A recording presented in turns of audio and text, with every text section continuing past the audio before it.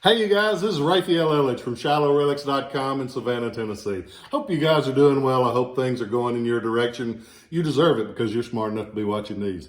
Today, I'm going to share something with you out of my collection. I don't collect many things because I learned early on that the things that you want to keep are the things that everybody wants to keep. And when I started out, I didn't have much money, and I knew that I had to put every cent that I made back into the business. So I didn't keep many things. Now I've been very fortunate. I get to keep a couple of things, but I usually keep things that are neat, that are not great value pieces, but just pieces that I think are really cool and have a lot of character. One of those things that I've kind of fell in love with over the years are painted canteens. The smooth side canteen, the US model 1858, is a simple thing. It's a very functional utilitarian tool that those soldiers used by the thousands, by the hundreds of thousands. They're a simple canteen that's made of two plates of tin put together, soldered together, pewter spout usually at the top, pewter or tin spout, that held water. And they'll look like this one in the middle, like this. Which you can go on to Relics.com and you can own the one with the cover and the sling and the spout. Everything's there. It's perfect. It's a beautiful piece. You can go on there and you can buy that one. The other two are in my collection. I'm kind of going to keep those. It's part of my retirement account. If I make it another 137 years and can retire, I'm going to sell them then. You got to hang around that long ago.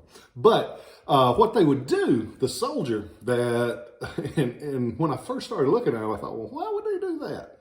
Then you got to thinking, this soldier that carried this all those days during the war, when the war was over, he took it home. He was like, that was with me every day. I used that. My life depended on that little simple two pieces of tin put together with a spout on it. And a lot of times it makes sense. It's like, well, I want to keep that, but it's kind of plain because by the end of the war, most of the time, the cover's worn off, the strap breaks, the spouts that messed up. So have a local artist paint something on it, or have another veteran paint something on it. And that way, when you put it up in your house, in your cabin, it's something pretty to look at. And you see them with all kinds of designs on them. You'll see them with, like this one that has the house, probably the homestead that soldier looked forward to coming home to. That's why I bought this one. I could just picture. That's the thought that he had in his mind. It's like, I'm going to go home to that someday. And when he got home, he had somebody paint his house on it. And the other one has a beautiful little river scene. And I just think it's neat. But sometimes you'll see battle scenes. Sometimes you'll see their name. Sometimes you'll see just a little bit of everything. But it's such a personal thing. And it's everyone is different. A lot of the things, I love buttons, but the buttons are all the same. These are all different, and they're larger, and they're usually not goofy expensive. Some of them can be, because I've had a few of them over the years that I kept for a little while, and I was like, that's a lot of money. I need to get rid of that. So, but they're just something that's a little neat. They're a little different. So next time you're at a show, look around, see if you see one. And I don't see it first. You might get a chance to get it, but they're just something neat. And I like the pieces that are neat.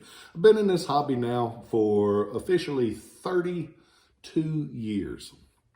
And I've seen tons of things, but I like those pieces that are personal, the pieces that the soldier used.